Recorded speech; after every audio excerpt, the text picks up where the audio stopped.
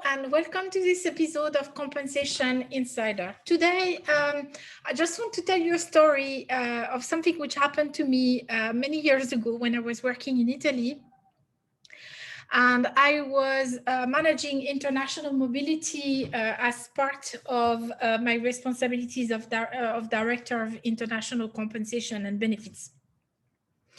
So this company at the time was led by a CEO who was highly praised in the press and so on, but his management style was one of management by terror. He was holding every quarter a very big meeting with all the executives of the group, and every quarter, at least one of those executives would get fired, if not more than one. So as you can imagine, it would take 1 month just for the organization to prepare those presentations because the executives knew that their job was literally on the line. So one day, this gentleman was let go as part of this quarterly executive meeting. He was let go by the group CEO. And it turns out that this gentleman was in the subsidiary that I was handling Comp and Ben for. The gentleman was French. He was on an Italian contract that had been seconded to US.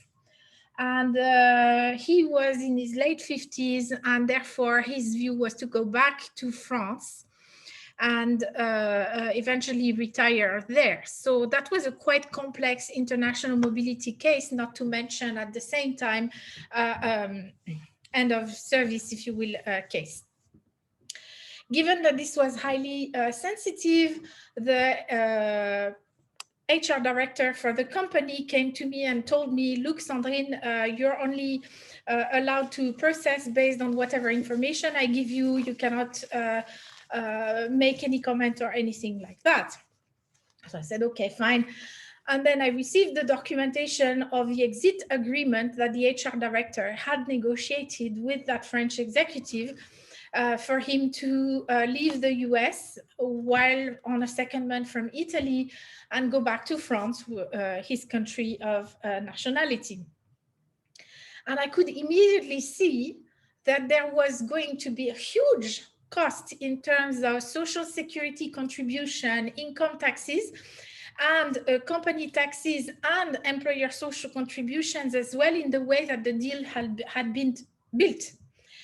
And I went to the HR director and I said to him, look, I can help you to save some money. There is some better ways of doing things because I know how the French system is working, and we can find ways that is going to cost us a lot less money and him a lot less money for the same kind of package that you want to give him, because we will not reduce the taxes and social charges.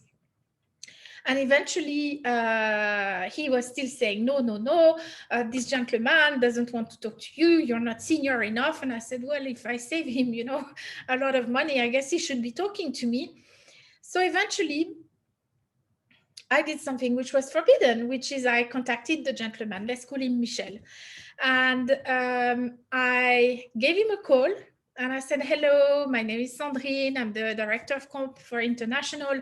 I'm the one handling your situation. And he got at first really offended. He said, no, I'm only dealing with the HR director. I'm a super senior executive and so on. I said, well, please don't get offended. I took it upon myself that you might be interested if I were to tell you that I know a way that we can reduce the income tax and the social security charges that you're going to have to pay if we structure your package in a different way when you go back to France.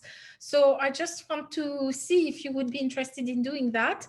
And I know, I'm sorry, I'm not supposed to talk to you, but I think that if you're interested in what I have to present to you, what we could do, because my boss told me that I'm not allowed to talk to you, but I thought you would be interested, that you could tell him that you reached out to me because you knew that I was French and I know the French system, and you wanted to understand a few things, and then you found out that there was a way to better structure that and you would like to work with me. So when I started to tell him that with the same gross amount, he would be keeping more in his pocket, of course, he forgot that he was such a big exec who would not speak to a director. And over the following, I would say 6 to 8 weeks, we worked together and we restructured the way that the deal had been put in place for his repatriation. And to cut a long story short, basically on his package, I made him save over 100,000 euros that he didn't have to pay in taxes and social security. And I also saved, I think, 250,000 euros for the organization in social security contribution and employer taxes as well. While the overall deal was not costing, was not increasing anything, was just reducing by a clever way of structuring and so on. And at the end of the day, I also had to manage the proper relocation of that gentleman, and it was a nightmare, I have to say. From a relocation point of view, the gentleman had a collection of birds, rare birds, that were very, very expensive, that he wanted to relocate to his home country because his wife was like wildly attached to the birds. And so I had to find a company that would do the relocation of those birds. And exotic rare birds are not so easy, you know, live animals are not so easy to move across borders. There are lots of specific regulations, veterinary inspections and quarantines and all this kind of stuff. And we typically, those moves are not taken in charge by the employer. You know, it's like even for an executive, companies will typically not, you know, pay for the relocation of a grand piano or a Ferrari or, you know, exotic pet birds that are super expensive. But in that case, that was part of the deal. And so I had to take care of it. So I found the company that did that relocation.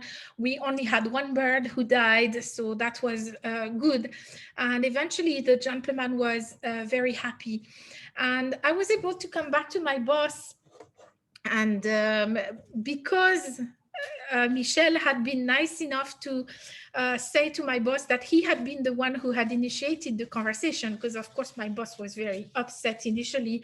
He was not my boss, actually, he was my boss's boss, upset that I had been speaking to that executive. But when they understood the savings and so on, I said, see, I've been working in total for maybe a month, over a 2-month period, just on that one case of that one employee. It was a very, very complex situation I had to work with. Tax specialists, immigration lawyers, and so on. Relocation, obviously. But I said, I saved more in those 2 months than what you pay me in a year and a half or 2 years.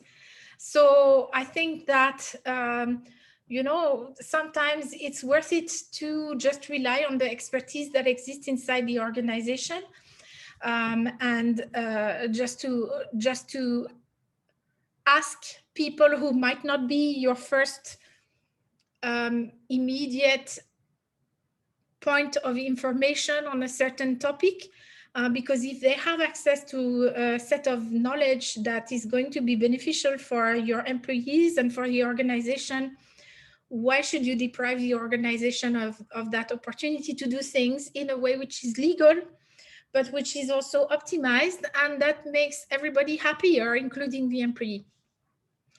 So really the story today is just to tell you that when you deal with executives, don't be scared to talk to them, even if you're not really supposed to, especially if you know that you can help them handle a situation better. And also from a global mobility point of view, don't be surprised if you have to do sometimes some really, really unique one-off type of relocation movements, because you never know what people are passionate about. You never know what agreements an organization will put in place with a candidate or with an executive or with a high potential employee that they really want to keep. And there will always be exception to rules. And I know that we tend not to like them, but if they are justified, they are justified, and just do your best and try to deliver on that. So that was my story for today. I hope you found it interesting, and I will see you next week. Thank you so much.